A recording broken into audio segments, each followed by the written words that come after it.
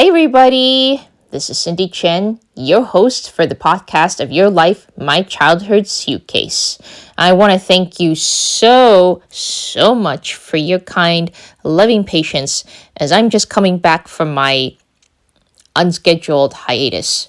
I gotta say, it's been a while since I had published my last episode about bullying. And I just decided to take a break for a while to recenter myself. And I think recently I had discovered that I don't like deadlines.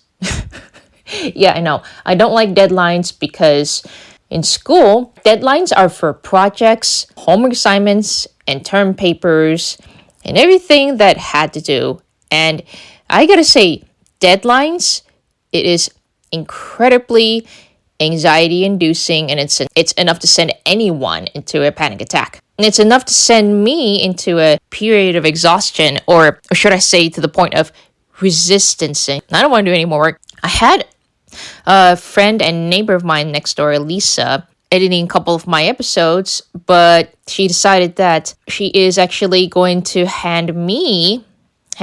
that she would have to hand it all off to me to edit my own episodes. And there's nothing really to it, but it was the matter of setting enough time to edit my episodes, going back several times to cut out the filler words like or pauses in between to make it more clean and more succinct. Now, back in the old-time radio, see, it has to be incredibly clear and incredibly crisp. That's the whole magic of editing. The time that one would have to go back, reverse, fast forward, stop, then cut out, slice, etc., all in a day's work. I guess you might say I'm a bit of a crossroads right now on what to do, on whether to edit my episodes, have someone else to do it for me, or actually pay someone to edit my episodes. Well, there is much to decide, but I think for the time being, I'm just gonna start editing one episode at a time and maybe publish 2 episodes per month, just like my favorite podcaster, Sutanya Daker of Dinner for One. Shout out to you, Sutanya. You were really amazing, and you have actually had me hungry for some of the recipes that you have cooked in each episode. But I digress. But anyway, I guess you should say I am going to reframe the idea of deadlines into mini goals to myself every day, or maybe every week. And like I said, I think I'm going to take baby steps at a time because I know that I am much closer than I think, as my poster says on my bathroom mirror. But yes, baby steps, as close as I think. It is not difficult. It's not impossible. Nothing is impossible, but that everything is possible when I put all my work into it. So, on to the next episode that I am going to give to you in just a few moments.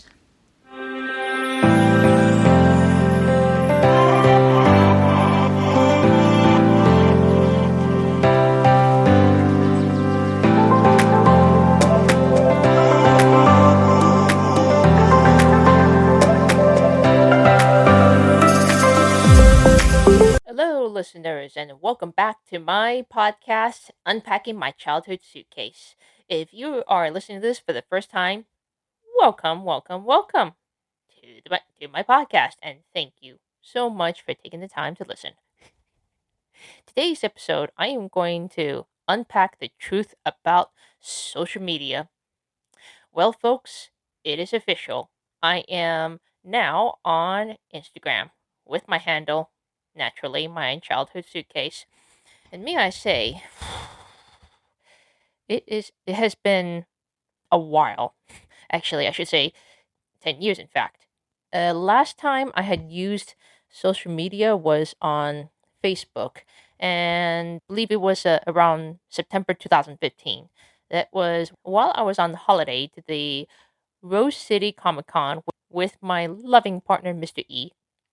And I guess you might say I actually got so sick and tired of how Facebook had become.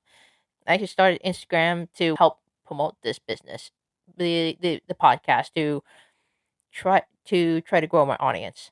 I'm hoping to offer a behind the scenes look of who I am, what I intend to do with this podcast, and how best to contribute to society. I actually was worried that once I started my Instagram, I would come off as boring and square, which is actually one of the reasons I canceled my Facebook 10 years ago, along with the landscape, actually, the what do you call a news feed becoming a bit too political for me, and I'm sure that's how Facebook has become right now for the last 10 years. Actually, it became a bit more political around 2012, and it was actually a bit more subtle than obvious in the way that they would creep in articles from New York Times or Washington Post or whatever newspaper that Jeff Bezos is owning. But I digress. And they kind of sneak it in along with retweets from Twitter or something or other. And I actually found it a lot less fun to stay on Facebook, even to keep in touch with friends. And I also went down the rabbit hole of comparing and despairing with other people who would take snapshots of themselves of I think they would be taking snapshots of smiles and giggles, but I don't really know what went on behind the scenes that lead up to this snapshot. And I absolutely hated it very much. I hated comparing myself to other people when I should focus on myself. And thank goodness my parents do not have Facebook because, as my mom puts it in Cantonese dialect, 左时间 means takes up too much time. Oh, speaking of Chinese, may I wish you a happy Lunar New Year and Teet or Tet. I think I know it's also at the same time as a Vietnamese New Year, but yeah, happy Chinese New Year and Teet or Tet. But please feel free to correct me on my Instagram. Anyway, I'm hoping that with my Instagram, it would provide a safe space to those who feel alone in their own suffering, and to provide virtual hugs on my podcast. That is why I came up with a sign off phrase. I hear you and I see you. And within 24 hours, I got 6 friends following me. And one thing I did notice is that there's more girls using Instagram than boys. Is it because of the pink palette? I don't know. Who knows? I even put up, in fact, I even put up my first reel, as you can see, introducing myself as a newcomer, but not without warning any trolls out in the dead of the internet to please keep hateful comments themselves. I mean, just the other day, Mr. E showed me just how much of the internet is being used by real people and how much of the internet is really used by spam bots created by maybe a concentrated number of maybe about half a dozen to a dozen. I don't know how many people, but they seem to be buying a lot of spam bots to try to drum up their following or to get more clout. I don't know. I don't know. It's been, like I said, it's been about 10 years since I've last had social media, and I don't like it when LinkedIn has become the Facebook for professionals. It's really maddening and insane, I know. And I did quite notice that within less than a week, I kind of fell into the habit of checking my phone maybe about every half hour, every 15 minutes, every 10 minutes, even every 5 minutes. And I think I need to put a timer on myself or something, or at least look at a couple of kitty reels that I've been I've been watching on Instagram, which I find absolutely adorable. Well, anyway, I sometimes would check my Instagram to see if I have any likes, followers, comments, etc., etc., etc. I even asked my niece how I can further boost my following. She said something about reels boosting your numbers, and did a little research, and I found, Jesus, Instagram. I know that it started in 2000, around in the 2000. I think it was around the 2010s when Instagram first came about with just, oh, little telegrams and posts and all that. And I actually found out that they added short reels to compete with TikTok, especially in the middle of the 2020 pandemic when the whole world shut down. And well, I'll let you know something. I I don't like TikTok all that much because it is actually a subsidiary of the Chinese social media app called ByteDance, BYTE Dance. And comparing the Chinese ByteDance with our American TikTok, I was a bit amazed at how incredibly different the Chinese TikTok and the American TikTok look. If you can take a look at the Chinese TikTok videos, notice how all those videos are educational, teaching you very useful stuff like basic skills, etc. While our TikTok, it's a crapshoot, and some of them are funny, some of them are some of them are all right, some of them are quite disgusting and kind of a little bit out there. That's just my preference, and the fact that I have a feeling this is me being a little paranoid, but I don't like being snooped. I don't like the idea of ByteDance using my data, say from TikTok, to hypnotize me with their short reels. But that's just my 2 cents. And the fact that I just think that TikTok is a surveillance tool, but I digress. So with TikTok now canceled, Instagram is the go-to. You know what's funny? I actually came across my very first roadblock when I created my Instagram with my handle. For some reason or another, almost immediately I get a notice on my separate email. By the way, I have a separate email so that I would not get bogged down by my Instagram. But I get a notice that my new account had been suspended despite the fact that I had just created it. So I went on Google, of course, to try to find out what is going on, why am I suspended, and I did not spoiler, I didn't violate any community guidelines.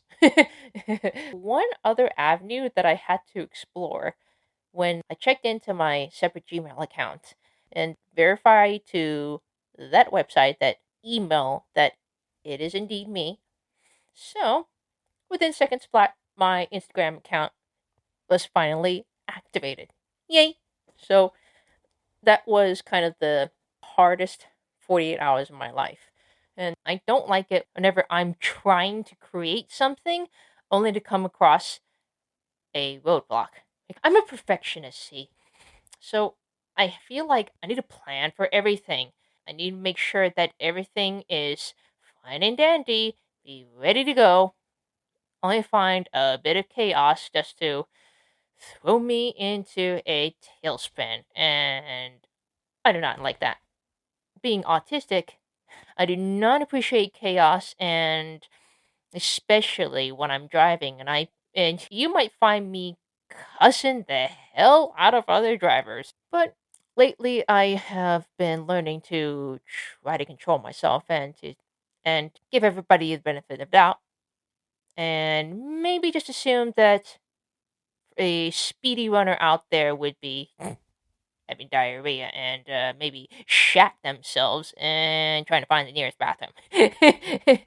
That would kind of take my mind off. But the main reason that I do not like chaos is because I like following everything on a schedule and to have everything work for me.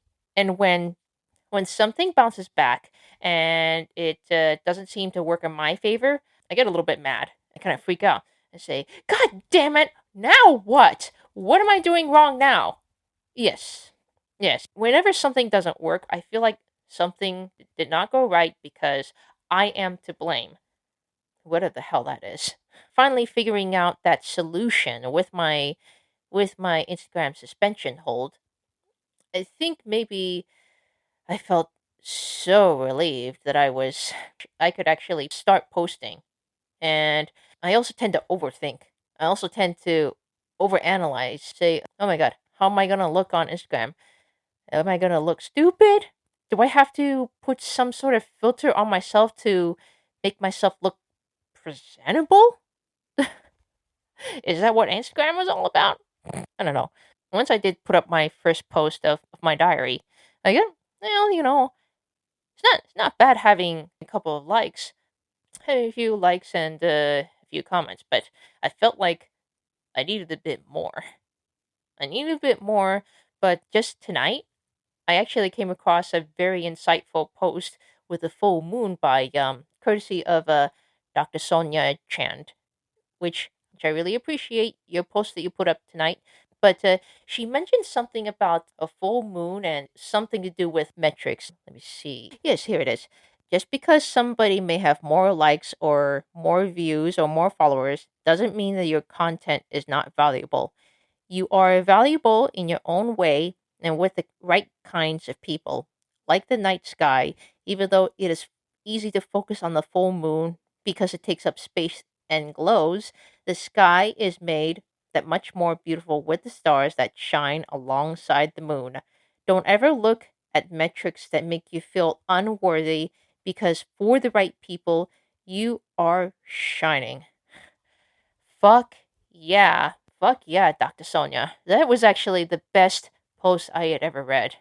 In fact, I actually put a comment. I actually really needed to hear that because all my life I wanted to be considered worthy, whether it be with good grades, whether it be the friends I'm with, whether it be my partner, Mr. E, whom I love very dearly with all my heart. And he always tells me that I am enough and I am worthy. It was definitely a wonderful reminder, and especially the ring I have on me is that I am fucking enough. I am fucking worthy, and I am certainly am deserving of all the love that I give myself. And and for those of you out there who have current social media profiles, if you find yourself constantly scrolling through Instagram, even refreshing every few minutes or so, give yourself maybe a half hour or an hour or two, and maybe keep yourself occupied. And just take advice from Dr. Sonia that no matter how much metrics that you have should not be connected to your self worth, but you find your worth within you. And I really hope you take this with you, along with this phrase that I leave with you today. I hear you and I see you. Love you guys.